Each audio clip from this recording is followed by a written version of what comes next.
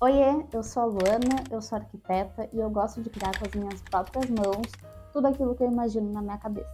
Desde pequenas reformas, alguns móveis, decoração e pintura. E o papo de hoje é pintura. Eu tinha esses dois pratos aqui, né? Esses dois aqui, iguais, né? Eu ganhei um e logo um tempo depois eu ganhei outro. E aí eu olhei e pensei, o que eu vou fazer agora? Vou ficar com os dois iguais? Mas por que ficar com os dois iguais, sendo que eu posso transformar em uma peça única e muito autêntica? E foi então o que eu fiz. Eu decidi pintar o prato e eu vou mostrar para vocês como foi esse processo de pintar todo esse prato, e ele tem uma peculiaridade, vamos assim dizer, que toda pintura deste prato, ela tem que ser feita ao contrário. Porque vocês conseguem notar que eu pintei no lado de trás, né? Porque eu não poderia pintar por este lado daqui, que aqui eu apoio as comidas e tal, e eu teria que impermeabilizar e passar um verniz para essa tinta não sair. E o verniz não pode estar em contato com a comida. Então eu pensei, vou pintar por trás, óbvio. Só que quando a gente vai pintar por trás, a gente tem que fazer todo o processo ao contrário. Se eu estivesse pintando pela frente, eu começaria pelo fundo, depois eu colocaria o contraste e depois eu colocaria o contorno. Então, pintando por trás, a gente começa pelo contorno, depois o contraste e depois o fundo, tá? E para fazer tudo isso dar certo, foi um perrengue. Eu errei várias vezes. E o que é errar? Esses dias me perguntaram lá na caixinha do Instagram o que acontecia se errasse. Eu falei que não acontecia nada, ninguém morre se tu errar. Mas também o que é errar? Eu considero que eu errei várias vezes porque para mim ficou feio. Então eu tirei. Todas as vezes que eu achei feio, eu fui lá, deixei de molho na água, como não tinha colocado a finalização ainda e a impermeabilização, que permite que não saia, né, na água, eu deixava de molho na água, depois tirava a tinta e tudo certo. Foi isso, vou mostrar para vocês as várias vezes que eu errei ali, que foi ficando feio mesmo, e como que eu fui conseguindo chegar neste resultado aqui. Porque o que deixa bonito, né, o resultado, é a mistura das cores. Percebam como tem, as cores se misturam, elas não ficam aquelas cores chapadas assim. E é isso que vai trazer essa sofisticação para a peça, certo? Então, bora ver como é que foi esse processo.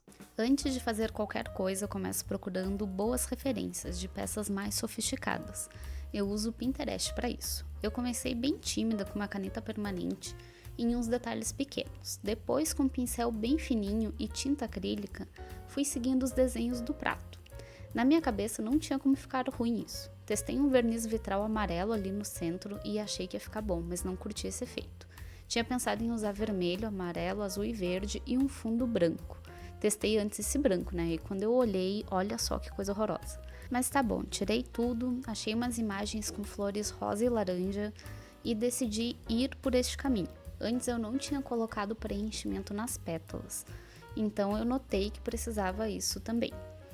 Eu comecei fazendo o contorno com o rosa, e aí eu fiz uma mistura de amarelo e vermelho para ter um alaranjado. E isso aí que eu tô pingando é um médio acrílico, que serve para conseguir esfumar melhor as cores e deixa as tintas menos duras. Se vocês têm tinta mais velha e mais antiga, isso daí vai ajudar bastante. E aí eu fui brincando com as misturas de cores até chegar no tom que eu imaginava. Eu amo isso, amo essa parte.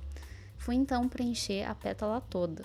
E quando eu pintei, cadê o contorno? Né? Ainda tentei colocar ali, botei um verde ali na volta. E aí tentei botar o contorno por cima. E quando eu virei, olha só, que coisa horrorosa. Meu Deus, tá, prato limpo, vamos lá, uma nova tentativa. Dessa vez comecei fazendo os contornos. Fiz todos os contornos com meu marcador permanente dourado da Faber-Castell, que eu tava resistente de usar, porque eu uso ele em tudo. Mas não tem jeito, gente, o bicho é bom mesmo. Eu estudei o melhor desenho e fiz. Dessa vez, já receosa um pouco, eu decidi começar pelas folhagens, com verde mais escuro nas bordas e o mais claro no meio. E aí eu repeti isso nos desenhos iguais. Fiz o restante dos contornos com a caneta, e aí eu decidi fazer em tudo para ficar padrão, né? E aí depois disso, eu parti novamente para as pétalas, ainda com a ideia do rosa e do laranja, de usar essas cores tropicais. Sempre colocando ali um médio acrílico, que facilita demais essa mistura entre as cores que eu queria.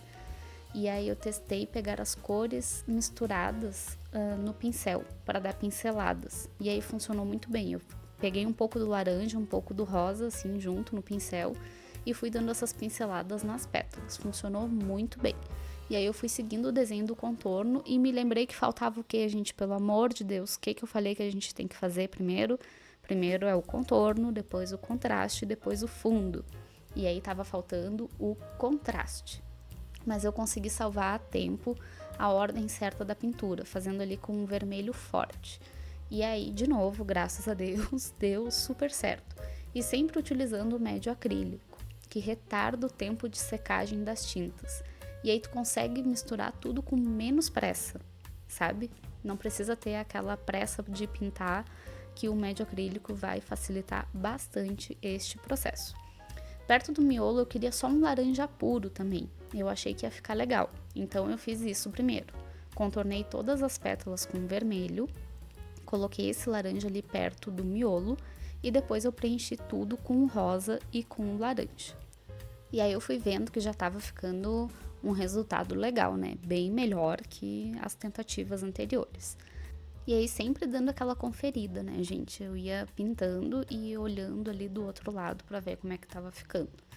Eu já tava um pouco receosa, né? Foram várias as tentativas até achar o que deu certo. Mas aí, quando eu achei o que deu certo, só foi. No restante dos desenhos ali da borda do prato, eu procurei não sair dessa mesma paleta de cores, né? Do laranja, do rosa, do vermelho. E aí eu fui usando as mesmas misturas praticamente, mas ora enfatizando mais o laranja e ora enfatizando mais o rosa. Lembrando sempre dessa ordem, tá? O contorno, o contraste e o fundo. Naquele desenho maior ali, que parece umas asas, eu achei que precisava dar uma iluminada, porque tava tudo meio rosa. E aí então eu coloquei um amarelo para ver se ia ficar bom.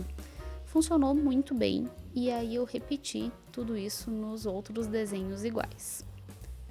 E aí, olha só, sempre conferindo, gente, como já tava bom o resultado. Meu Deus, aqui eu já estava apaixonada e eu pensei, graças a Deus, achei o que deu certo.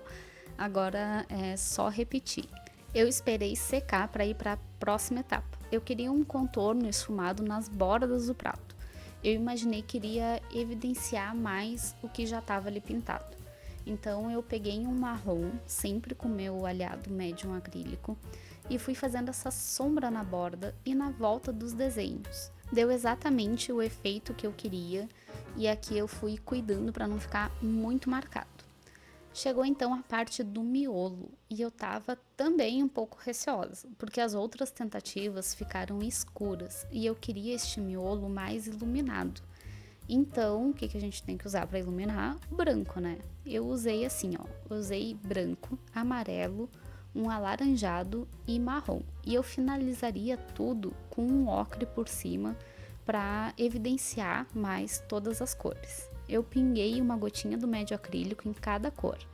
E aí eu começaria do centro pro meio, tentando fazer esse degradê ao contrário aí. Eu apliquei com um pincel reto dando batidinhas, fazendo em círculo. Aquele alaranjado ali que eu tô colocando agora, tava muito amarelo. E aí eu achei que ele precisava de um pouco mais de vermelho para ficar mais laranja, né? E aí eu segui as minhas misturas. Se divirtam nesse processo, gente, de brincar com as cores. É realmente muito terapêutico e lembra muito a infância, né? Coisa que a gente perde ao longo do caminho.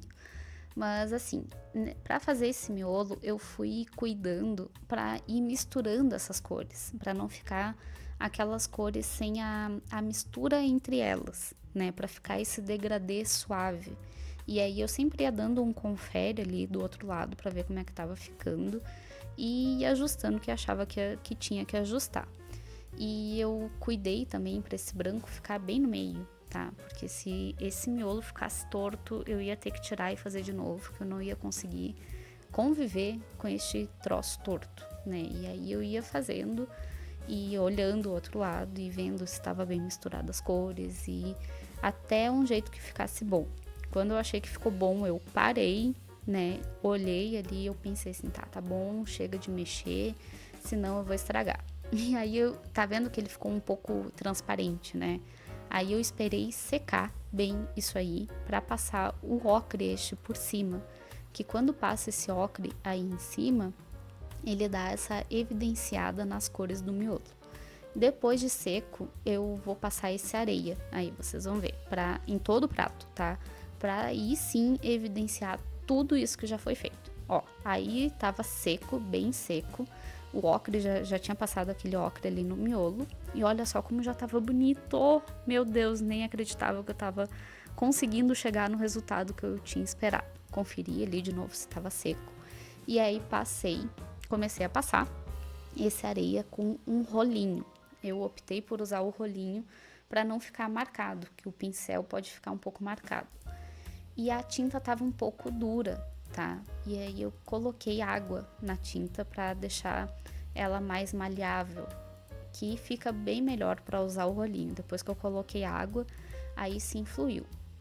E aí eu fui passando o rolinho bem com calma ali, e eu tava com uma boa luz em cima, tá, ali, e aí eu fui vendo, eu conseguia ver bem direitinho onde é que tava com falha, então eu procurei cobrir tudo. E aí depois eu usei este apoio aí para deixar o prato mais alto, para passar nas laterais ali, porque se eu tivesse com um prato apoiado na mesa eu não ia conseguir passar, né?